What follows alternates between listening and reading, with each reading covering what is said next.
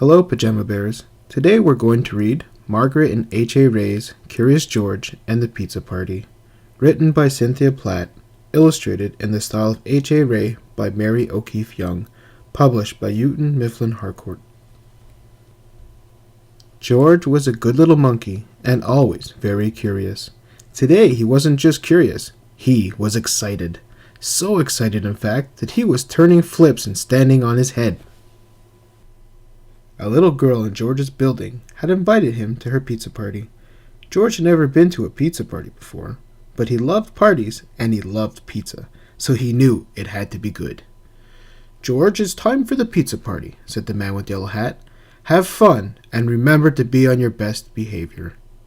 George got to the party in perfect time. "Hi, George," called out the little girl. But oh, what was all of this? The children were wearing puffy white chef's hats and checkered aprons. George got a hat and an apron too. The best was yet to come. They weren't just going to eat pizza.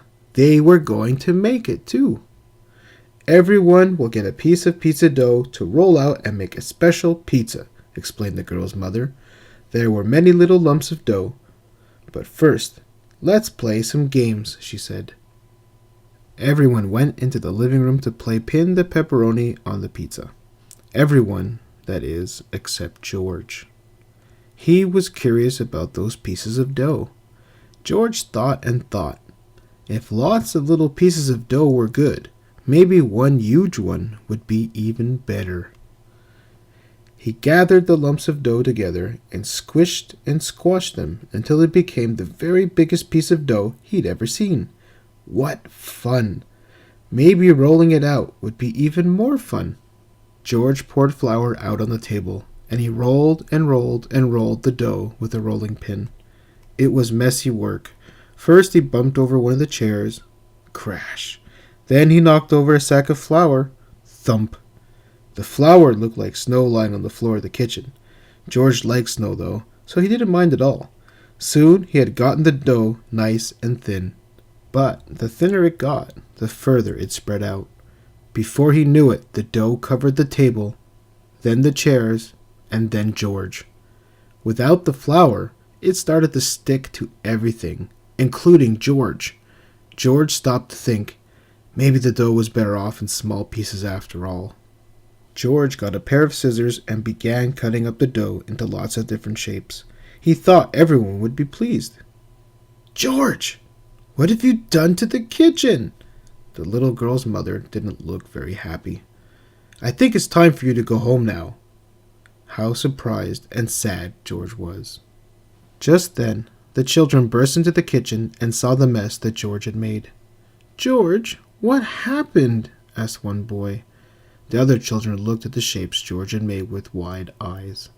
"Whoa, George! I've never seen pizza dough like that before," said the little girl, smiling.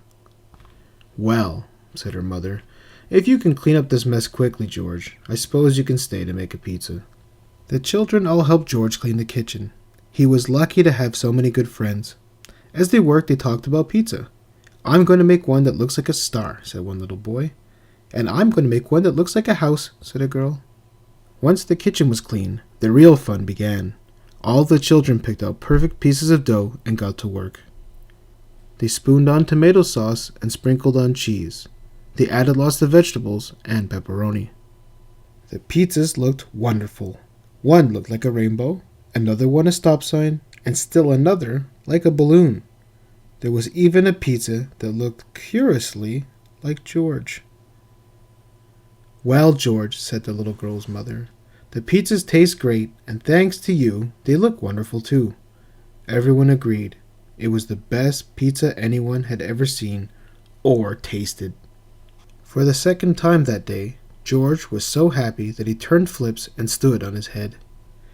Of course, it was a little harder to turn flips with so much pizza in his belly, but George didn't mind.